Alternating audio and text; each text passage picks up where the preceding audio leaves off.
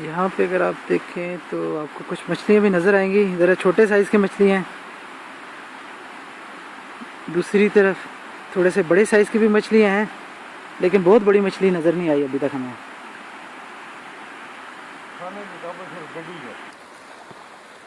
मैं मज़ीद थोड़ा सा दूर जा रहा हूँ। ये चश्मे का पानी आगे जा रहा है।